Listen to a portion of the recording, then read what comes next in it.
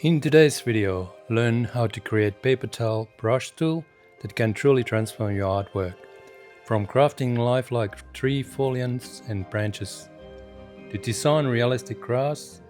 I will share straightforward yet impactful techniques that breathe life into your scene. Additionally, discover how to achieve the enchanting glowing effect using transparent colors. If you're prepared to take your art to new heights. If you're interested, stick around. This time we are painting on MDF panel, which I have treated with gesso, both sides, and just doing the sketch, rough sketch. I always do the rough sketch before the painting, not always, but this time I did a bit of a sketch. And you can see it's very rough, just to get some sort of idea where the road goes and where the trees are and where the shed is, and actually where the light source is coming from. If you have seen my other videos, I always use liquid original to add on the paint, so it gives that bit of a flow for the paint, and it also shortens the drying time for the paint, so you can wait overnight and your painting is all dry to do the next layer.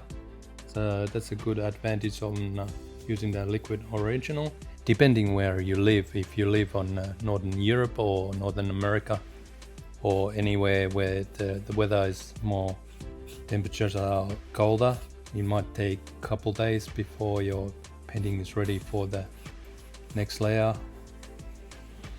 I usually apply paint on with my palette knife, and then I blend it with my crumbled paper, and I just get that bit of a like a sky scene, and doing different things like twisting the paper and then dipping it on titanium white, and you get that bit of a cloud cover, highlights on the grey against the grey, and always blend it with your brush after when you have printed those with your paper towel, paper towel. Like you can see, I'm using a palette knife again, just applying the colors on the fields using sap green and Indian yellow and diarrhea yellow, I think it was. And then I just wanted to add a little bit more titanium white on the horizon, and then adding up a titanium white bit of a highlight on the humps of the field, and tipping my pinky finger on titanium white and locate the sun on horizon.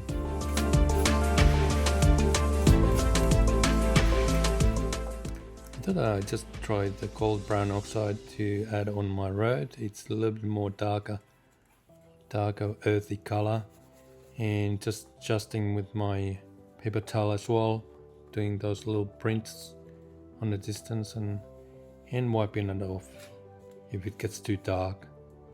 So and adding up with my palette knife with the diarrhea light yellow, and using my crumpled paper to blend those nice tree foliages, and go down to the burnt amber as well.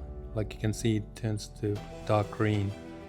It's all about to blend it a little bit as well, and then I just wipe it up my road as well, design on my road. And now I'm just wiping those tree trunk and 3 branches as well, and you'll see what kind of I twisted a piece of paper really tight that you get a very pointy for the paper, like you can see it here, and it works well. You need to dip it on your burnt amber or darker color, obviously, and then you just swipe it with your little paper tool what you have made, And why to do this way? Oh, well, because it can. It's just another aspect of the painting. Be creative, be inventing different things, and it does. It's just fun thing to do. I mean, you can do brush as well, but like you can see, I'm just using the body of that paper towel as well to get those little design. Anyway, next day we'll get back to this next layer, and like I said, next day your painting is nice and dry now because you've been using a liquid original, and now is the time to do a little bit more color, like using the orange and Winsor red and all the very bright colors. I'm still using yellow ochre, the usual sap green and burnt amber as well, but burnt sienna is very good. I love that color because you can do a nice effect, glowing effect on your painting when you do the glazing at the end.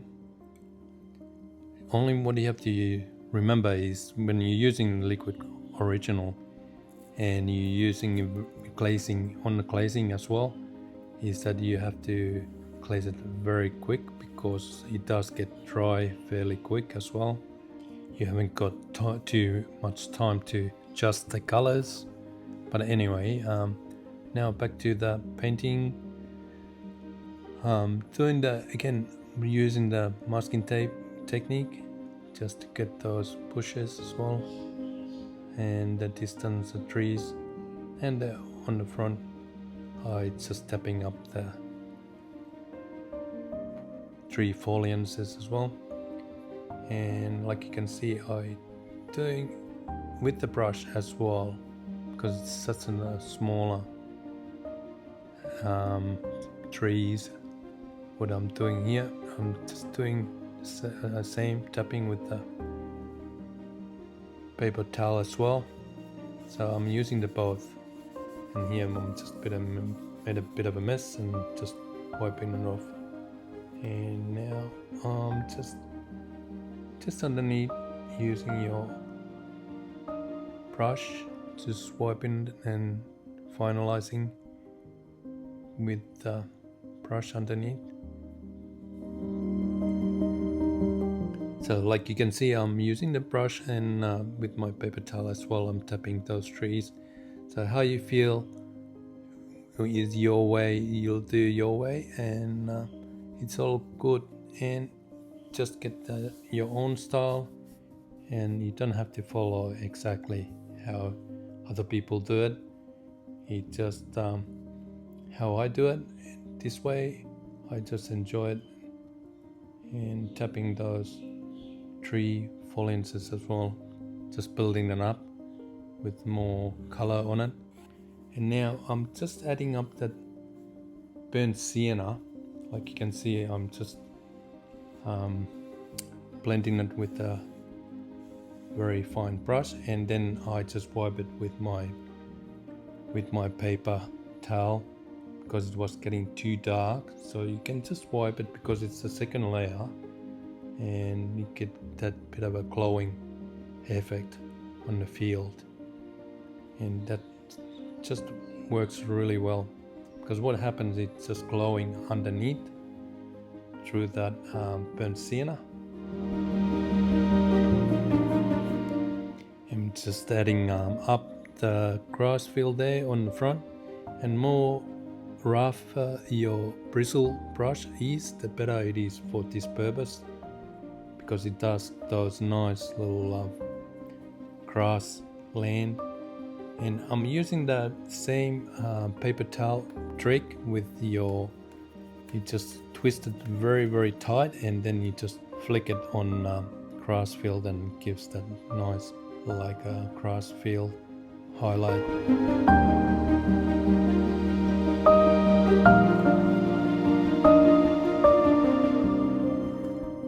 And I like using the palette knife for this purpose, for the fence, for field, and it just gives them nice and straight lines.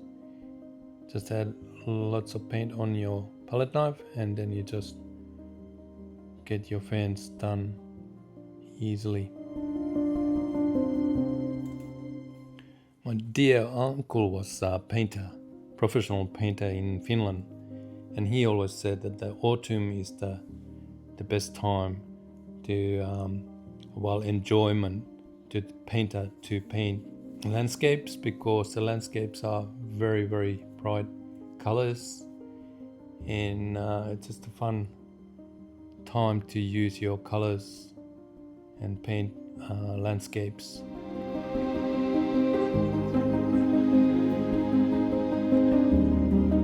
I'm gonna let the painting now dry overnight so I can do the shed without worrying about this masking tape gonna stick the paint out of the painting. So now I'm just using this masking tape technique to get that shed done, and it's just easier to get those lines properly, and just adding up. And if I have to wipe it off or something, I can wipe it off without wiping the painting off, the paint underneath. So it's just easier to do. And now I'm just doing the final glazing and adding up some Indian yellow on horizon and even on clouds as well, and wipe it off if you need to wipe it off so it doesn't go everywhere. And again, I'm using this burnt sienna as well, glazing the trees as well, adding up, and gives a bit of a more depth on the trees as well, the colors. As always, I appreciate your time, it's very precious, and if you like the video, just put thumbs up and subscribe. Leave some comments as well, I like those ones. Thank you so much, and see you next time. Thank you, bye now.